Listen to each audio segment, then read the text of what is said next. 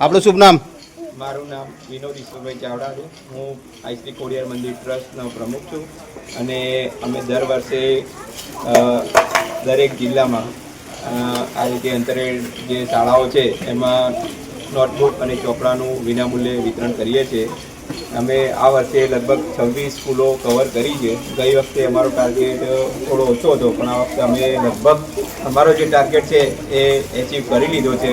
અમે ખેડા જિલ્લાના કસલાલ તાલુકામાં લગભગ 20 સ્કૂલમાં ચોપડા નોટબુકનું વિતરણ કર્યું છે, જેમાં જે અપરુજી, રવદાવત, સુરાવત, ધર્મના મુવાડા, ચેલાવત, મોતીપુરા, પછી અપરુજી, મુવાડી, પછી પીપળિયા, એ લગભગ સારી એવી સ્કૂલો છે કે જ્યાં વિદ્યાર્થી તો આવે છે પણ એમને જે લખવા માટે જરૂરી સામગ્રી જોઈએ એ અમે અહીં પૂરી પાડીએ છીએ. અને અમારો ખોડિયાર મંદિર ટ્રસ્ટનો એક જ ધ્યેય છે કે આજે દરેક સ્કૂલમાં અમારા નોટબુકની સહાય મળે અને એનો બાળકો સારો એવો ઉપયોગ કરે. અને બીજું કે સર્વ શિક્ષા અભિયાન એ હેતુથી અમે આજે દરેક અંતરિયાળ ગામોમાં જઈને આ સેવા પૂરી પાડવા ખનગની રહ્યા છે.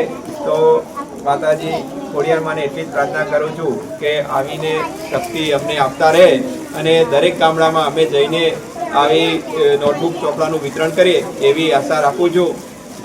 ખોડિયાર મંદિર ટ્રસ્ટ વતી ઘણી બધી પ્રવૃત્તિ કરવામાં આવે છે. એમાં બીજી ઘણી પ્રવૃત્તિ છે, એમાં અમારા ઉપપ્રમુખ કાં તો અમારા મેનેજર છે એ કંઈક થોડી પ્રવૃત્તિ તમને શેર કરશે. જય ખોડિયાર.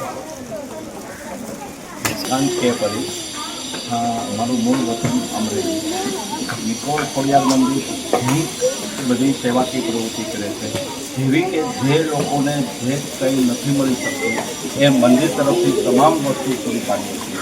એક તો અમે બહેનો માટે સીવણવર્ક ચલાવીએ છીએ કે જેને કાતર પકડતા આવડતું નથી એને કારીગર બનાવીને મોકલીએ છીએ કે જેથી કરીને પોતાનું જીવન ક્યારે પણ તકલીફ પડે તો પોતે નિભાવી શકે એ હેતુથી કરીએ છીએ.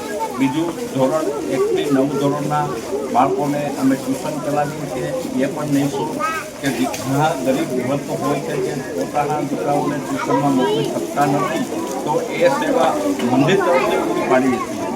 ત્રીજું કે અમે કોમ્પ્યુટર ક્લાસ ચલાવીએ છીએ કે ઘણા એવું છે કે ભાઈ અત્યારે શેરીનો કોર્સ એવો છે કે 25 કે 30 હજાર રૂપિયા આપણે ખર્ચી શકીએ, તો નાના ગરીબ વર્ગના બાળકો તેજસ્વી હોય છે, એમાંય તારલા તો હોય છે પણ એ તારલાને બહાર કાઢવા વાળતું હોય છે નહીં. તો એના માટે આઈશ્રી ખોડિયાર મંદિર ટ્રસ્ટ એક જ એવું છે કે એ તારલાઓને બહાર કાઢવા માટે તૈયારી કરે છે.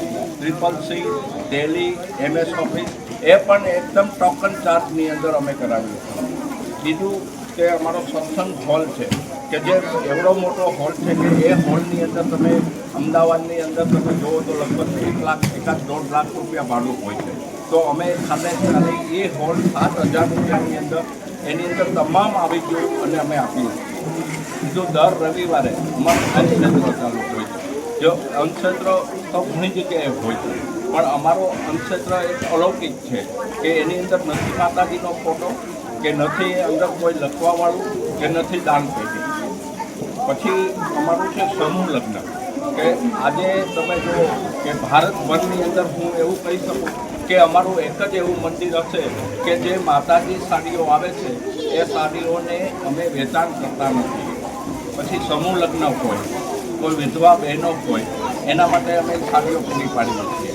પછી 1,000 કદાચ સમૂહ લગ્ન હોય તો પણ મંદિર તરફથી આવે છે. અને સર્વજ્ઞાતિ છે આ જે કાંઈ કાર્ય કરીએ છીએ એ બધું સર્વજ્ઞાતિ માટે છે. પછી વિકલાંગો હોય છે, વિકલાંગોને 3 મહિનાવાળી સાયકલોનું વિતરણ કરીએ છીએ. પછી બીજું એક તો ખાસ તો અમે સિનિયર સિટીઝન માટે એટલે કે મંદિરમાં જે સેવા કરતા હોય કે જેને મા બાપ દીકરાઓ મા બાપને ન રાખતા હોય એને અમે જાત્રા કરાવીએ છીએ અને એ પણ 15 દિવસની કે એવી અને એ નિઃશુલ્ક.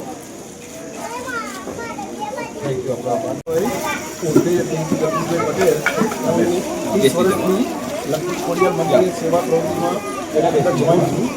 કોઈ સ્વાર્થ વગર, કોઈ નિસ્વાર્થ એકદમ. હું 30 વર્ષથી માતાજીના કોઈ પણ કાર્યક્રમ હોય એમાં વધુ કાળજી આપું છું અને અમે એક નવું એક ચાલુ કર્યું છે વાંચનાલય એકદમ તદ્દન નહીં જઈ ફી બાબતમાં ચાલુ કર્યું છે એ હવે જ ચાલુ કર્યું લગભગ પહેલાં તમે 4 મહિનાથી ચાલુ કર્યું સર્વજ્ઞાની સમાજ માટે વાંચનાલય ચાલુ કર્યું છે અમે અને ઘણી પ્રવૃત્તિ અમે મંદિર ખોડિયાર મંદિર ટ્રસ્ટ તરફથી ચાલુ કરી કે કોઈ પણ ગવર્મેન્ટ એક્ઝામ આવે કોઈ પણ ગવર્મેન્ટ એક્ઝામ એ આપણે ધારો કે કોઈ કેન્દ્ર અમદાવાદની અંદર આપેલું હોય તો અમારા જે બિલકુલ ઇન્ડિયાની અંદર પ્રોગ્રામો સ્કૂલો આવેલી હોય ધારો કે પાટણથી આવતા હોય પછી ભાવનગરથી અમરેલીથી છોટાઉદેપુરથી કોઈ પણ વિદ્યાર્થી આવે અમે એને રહેવાની ખાવાની અને સુવાની બધી સુવિધા ખોડિયાર મંદિર તરફથી કાઢીએ છીએ એ એક નવું અમે કાર્ય કર્યું છે મંદિર એવી ઘણી પ્રવૃત્તિ કરે છે કે આપણે તમને કંઈ કદાચ ખ્યાલ બી નહીં હોય કે આ ખોડિયાર મંદિર આટલી નાની એમથી આવકમાં અમે કોઈ એવો દાતા નથી અમારી પાસે કે મોટો દાતા કે અમારી પાસે કોઈ લાખ રૂપિયા કે 2 લાખ લગાવે અમે જે તમે પગે લાગવા આવો છો ને